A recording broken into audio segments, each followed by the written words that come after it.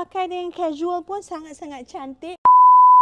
Item paling hot dalam Super Amazing Sale dan must have ialah Carson Satchel. Beg ni terbaru ya untuk bulan 5 ni, sempena pre-order shopping trip, item terbaru, tapi saya nak masukkan dalam Super Amazing Sale istimewa kepada semua orang yang nak pakai branded handbag dengan style yang elegan. Jadi Carson ni adalah handbag yang mempunyai triple compartment. Saya suka design depan dia, nampak sangat-sangat cantik, minimalis je. Kalau kita tengok kat sini ada perkataan Michael Kors. Saya suka depan dia ada pleated dekat sini, so tak boring and nampak sangat cantik tau.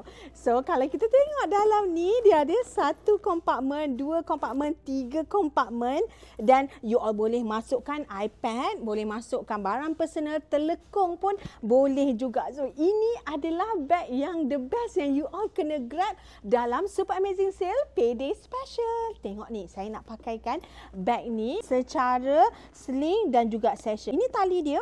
You all boleh adjust kelarasan, and also you all boleh pakai jinjit lah nanti. So, kalau kita tengok kat sini, oh, memang sangat-sangat cantik dan bukan warna biasa-biasa, bukan design yang biasa-biasa. So this is for you, Carson Satchel. Tengok ni, cantik tak? Pakai macam ni, you boleh silang.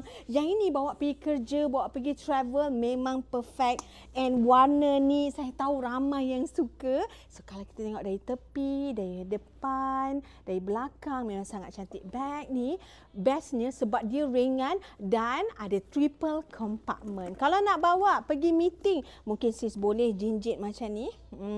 Okay. Carson Satchel memang sangat-sangat cantik. Saya nak beri dengan harga promosi RM650 untuk 10 orang terawal, dan seterusnya RM690. Boleh bayar secara ansuran. Okey, sis tengok ni.